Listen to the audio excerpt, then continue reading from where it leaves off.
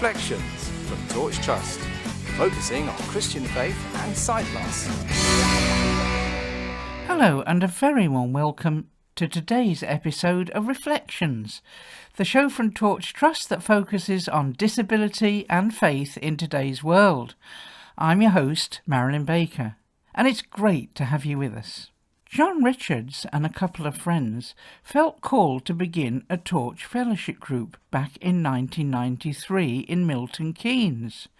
John is blind and knew how important it could be to start a community gathering for others in a similar position to himself. John's wife, Sue, who is sighted, originally contributed to the group by stepping in once as a volunteer driver at the last minute. Now, 30 years later, things have changed quite a lot, both for Sue and John and their group. Sue Richards joins us now to tell their story.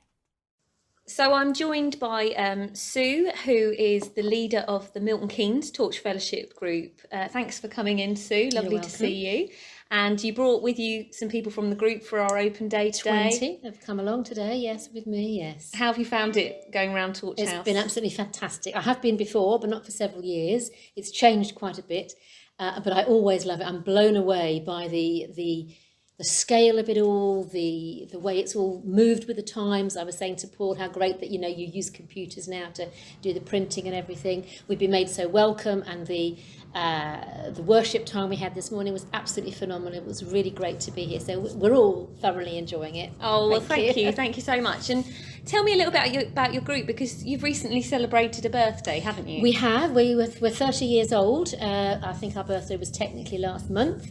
So my husband, who is blind, started it with a couple of friends 30 years ago, having spoken to Stella and Ron Heath about it all, and decided it was what he felt God was calling him to do. He's not well enough to come anymore now, so I think I turned up once because then they were short of a driver, and I've sort of stayed ever since, really.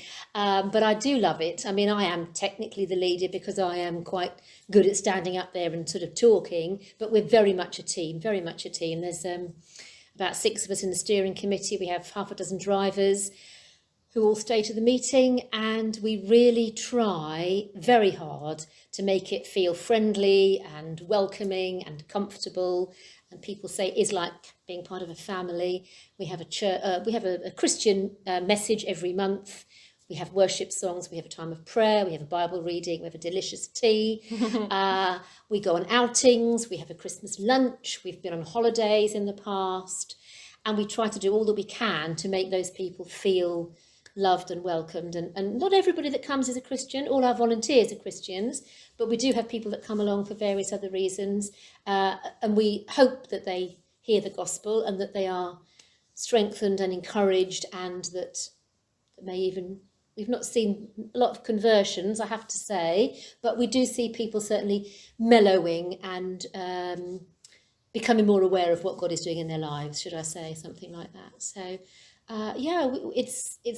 it is hard work. I'm always exhausted at the end of a meeting, but it's very encouraging. It's really lovely.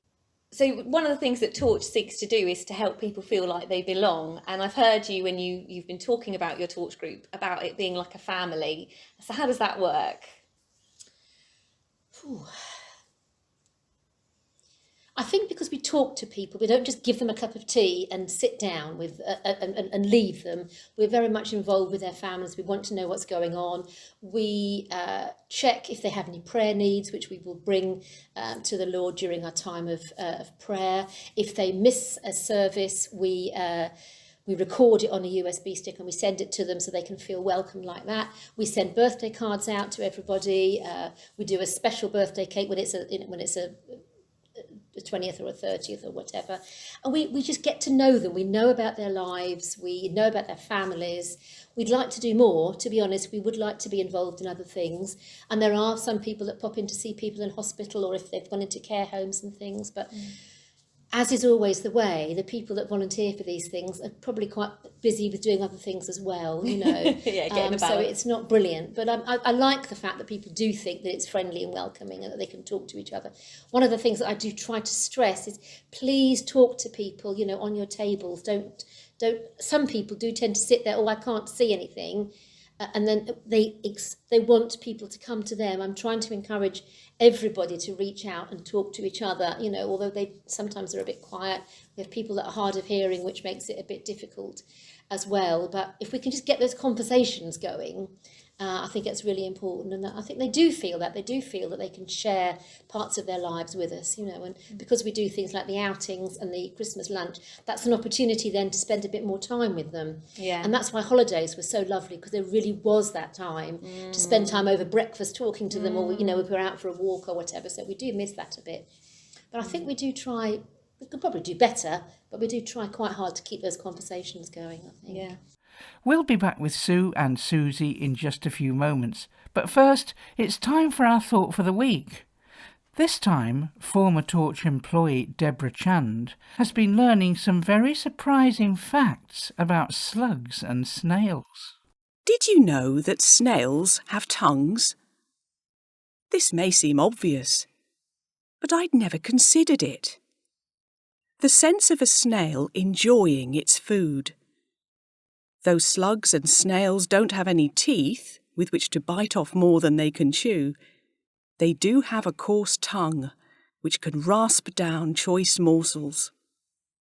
And electron microscopes show that this tongue is covered in tiny toothlets of intricately fine build.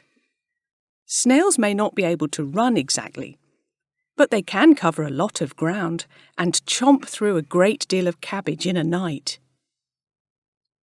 Sometimes it feels as though we are slugging away at life, that nothing is going to plan, or that the material things of life don't bring the rewards we thought they might.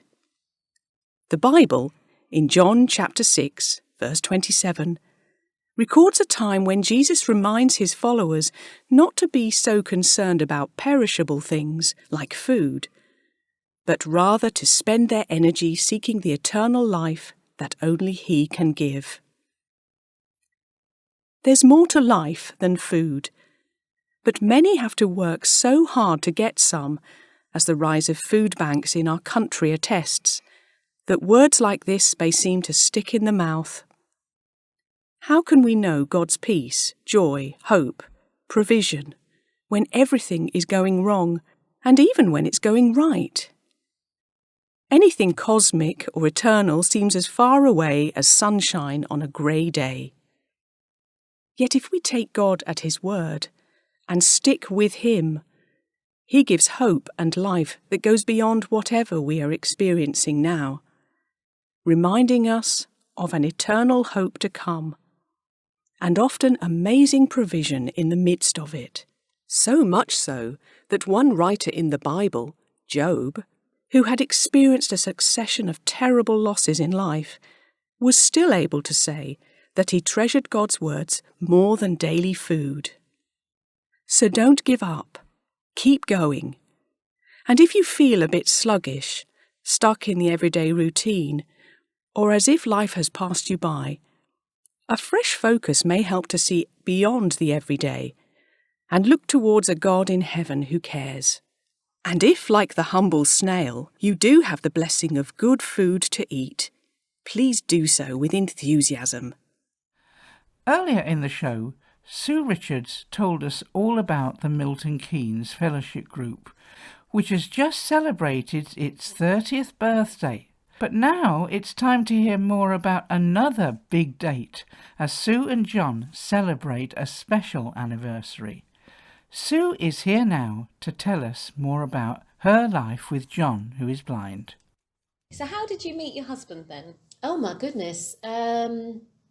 Well, I was teaching in a college for teenagers with learning disabilities and physical disabilities, and one of the care staff there was a Christian, so we got quite friendly, and he said, let's do an outing, we'll go to a Buzz magazine evening, Buzz magazine, Christian magazine, went many years ago. Anyway, he said, I'm going to invite somebody else who was at university with me, who's also a Christian, and he now lives locally in London, and that was John, and I'd never, that's how we got to meet, so I think we met up in London somewhere for the first time through this mutual friend. And we just kind of clicked, really, he said that he liked the fact that I was quite relaxed about his visual impairment. I sort of joked about him, whereas other people had been really careful about what they said to him, and we shared a strong faith, a strong sense of humour. He was a social worker, I was a teacher with to adult children with learning disabilities. So we had those kind of social things in common. And we just kind of clicked, and that was 40 years ago this year. So, and what did your family and friends think? They weren't happy, but to be honest, I'm not sure whether it's because he was blind, because he was Welsh, or because he was Baptist. But they were worried. They were worried. Yeah. They could see that there was love there, but they were worried because, how was he going to look after their darling daughter, sort of thing? But he was very able in those days. He had guide dogs, as I say, he was a social worker. He's declined seriously now, but it really wasn't a problem for us for many years. We just got on with life, and I had a very serious accident 15 months after we were married. I almost died 3 times, and he managed through all of that, and he was unable to have children, so we've adopted from Romania. So we've done lots of stuff, we've been on all sorts of holidays and things, and he's been abseiling, and he drove a car. We went to Silverstone for his 50th birthday. He always wanted to drive a car, and so did that for his birthday. He absolutely loved it. I think the driving instructor was a bit terrified, really, but so we've tried to do the best we can and sort of work around what he can't do. It's harder now because he is quite disabled, but it was good in the old days. Yeah, and that's the thing, isn't it? Because we never know what the future holds. No, like you say, you had an accident that could happen to any of us. Absolutely. But I suppose I'm just thinking of anyone who's listening, who's thinking that maybe I'll never meet someone. That doesn't have to be the case. No, absolutely not. Absolutely not. No. And it really is remarkable. You're saying, he had this visual impairment, but he had a really quite a significant job being a social worker, a lot of responsibility. And how did he sort of adapt to be able to do that? Well, he struggled. I mean, he really had to fight for it because people said, you can't be a social worker. It's absolutely impossible. He was absolutely determined he was going to do that. And he fought the people at university. I mean, obviously, I've only heard about this in hindsight, every step of the way. And there was one lady who was really quite unkind to him because, what ridiculous, you can't be a social worker if you're blind. And he proved them all wrong. And he worked very successfully for a number of years. But he's often been a pathfinder, a waymaker, I suppose, to push things through because he believes it's important. He believes in equality and possibility, and because he knows that God is with him, and God's working through him in all sorts of different ways. And now, as you said, life's got more challenging. How has his faith helped him through this season? It has been difficult, to be absolutely honest, because he does struggle. Our son has quite a lot of difficulties as well, which is quite challenging to live with sometimes. Because he can't get to church, he can't get to torch, he misses some of that social side of things and the fellowship. He listens to Premier Christian Radio a lot. He has a lot of things from Torch. He reads the Bible. And he has people who come to visit and read things for him. But it's all a bit secondhand in a sense. He misses a lot of that sort of reality. And he used to be a worship leader for a while at one of our churches, and he loves singing.